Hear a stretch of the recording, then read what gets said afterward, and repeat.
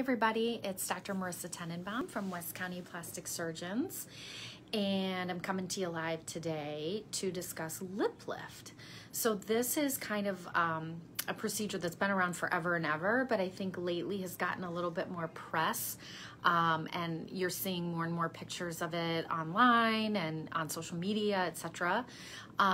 Lip lift is actually an incredibly pretty simple, but can be very powerful procedure. So what is it? So it's basically when the upper lip starts to get a little too long, it can make the face appear a little bit out of balance, or even a little bit aged. And so by shortening the upper lip, it can really not only rejuvenate the whole mid face, but also give the upper lip a little bit of a more youthful appearance.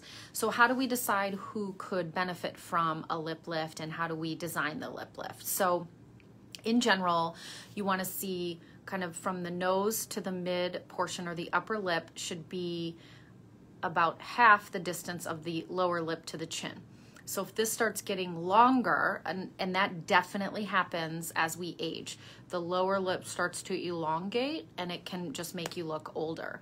A lip lift, generally we can hide the scars along the base of the nose like this, and we resect that area and kind of shorten that skin portion between the nose and the red lip, which does a couple things. It shortens the skin portion, like I just said, but it also can give the illusion of kind of lengthening or plumping the upper lip. So it can also help with a thin upper lip, which often goes along with a more aged appearance of the lips. So this is a pretty common thing that we tack on to overall facial rejuvenation, like a facelift or a neck lift or blepharoplasty or those types of things. But it can also be done on its own in the office under local anesthetic by just injecting some numbing medicine into that area.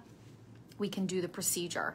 It's important that you see somebody who understands basic facial relationships and facial anatomy, because you don't want to do this on somebody who already has a short upper lip, but they basically just want maybe more lip filler, for example, because if the lip is too short, that can look really odd.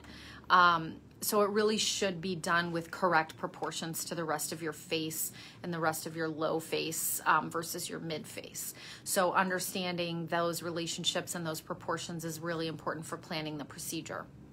I've even had some patients who basically you use lip filler to start getting to a point to plump your upper lip to help it look less aged, for example. But at a certain point, plumping that upper lip might help improve the red lip, but this part continues to get longer and longer, and it can just, you can start to chase something that you're not really desiring.